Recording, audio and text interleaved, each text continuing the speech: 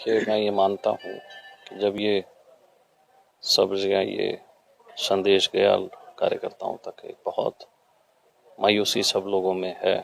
चौटाला साहब बहुत हरियाणा के, मैं मानता हूँ, सबसे ज़्यादा बार मुख्यमंत्री रहे। उन्होंने हरियाणा के निर्माण के अंदर, हरियाणा की तरक्की के अंदर, किसान की, मजदूर की, हर एक की बहुत काम किया। कार्यकर्ताओं के लिए बहुत काम किया। हर कार्यकर्ताओं को अपना परिवार का हिस्सा मानते थे। उनके सुख और दुख में, उनकी शादियों में, उनके किसी भी पता लगे कार्यकर्ता, चौटाला साहब स्वयं पहुंचते थे। इतने ज़्यादा एज होने के बावजूद भी लोगों के बीच में जाना, उनके दुख और तकलीफ में शामिल होना, आज हम सब परिवार के लिए भी बहुत बड़ी दुख की घड़ी हम सब पे है। आज मैं मानता हूँ हम लोगों के बीच में वो नहीं रहे। वैसे उनको जुबान के धनी बोला जाता है और उन्होंने अपना वायदा आपको इस बार एक इतनी बड़ी जीत दिलवाई और आखिरी वचन देखिए, मुझे तो आशीर्वाद दे के गए। बीमार होने के बावजूद भी चुनाव प्रचार कर रहे थे। मेरे लिए नहीं, पार्टी के हर लिए। हमेशा कार्यकर्ताओं की सोचने वाले थे, हमेशा उनके बारे में चिंतित रहते थे। सब देश प्रदेश के कोने कोने से लोग जानना चाहते हैं निश्चित तौर पे कल सुबह 8 बजे से 2 बजे तक उनके पार्थिव शरीर को यहाँ तेजागढ़ रखा जाएगा। आम कार्यकर्ताओं के दर्शन के लिए 3 बजे अंतिम संस्कार होगा। तो वैसे आखिरी मुलाकात आपकी कब हो पाई? देखिए, मैं तो उनसे काफ़ी बार मिला हूँ और अभी 10 एक दिन पहले मैं मिला था उनसे। बिल्कुल।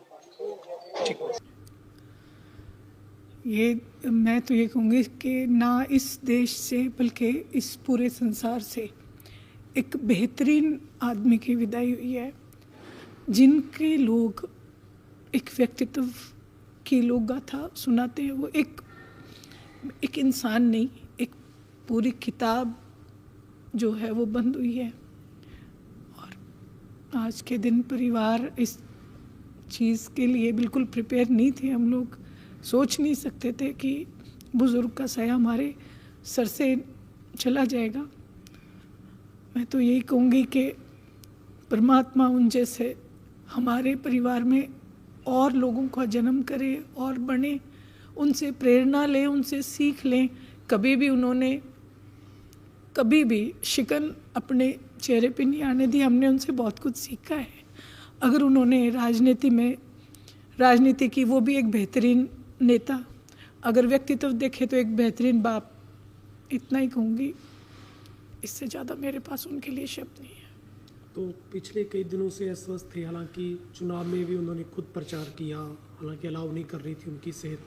इतना बड़ा मतलब देश का नेता, इतना जुझारू, संघर्षशील।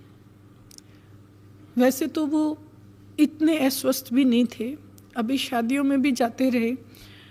हर सर्दी में थोड़ा उनको चेस्ट के अंदर ये हो जाता था, न्यूमलाइजर से वो ठीक भी हो जाते। तो इसीलिए हमने भी सोचा इस बार भी ठीक हो जाएंगे, लेकिन इस बार वो हमारे बीच नहीं रहे।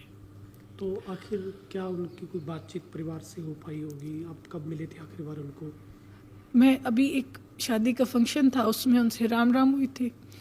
और अभी 10-15 दिन पहले ही जैसे उनसे मिले थे, बहुत नॉर्मल थे, ठीक थे। और इस बीच अभी उनकी तबीयत ख़राब हुई। मेडिसिटी में वो गए, क्योंकि वो हमेशा जाते थे मेडिसिटी से, लेकिन सर्दी में उनको प्रॉब्लम हो जाती थी, लेकिन फिर वापस आ जाते थे। तो मैं तो यही कहूँगी कि एक बहुत बड़ा क्षति जो है, जिसकी हम भरपाई शायद नहीं कर पाएंगे, और ना ही कोई, मैं ये सोचती हूँ राजनीतिक तौर पे भी कोई उनकी भरपाई नहीं कर पाएगा। तो कल मैडम अंतिम दर्शन के लिए भी लोग जानना चाहते हैं, कब उनका सुबह 8 बजे से 2 बजे तक दर्शन होंगे और उसके बाद 3 बजे उनका संस्कार।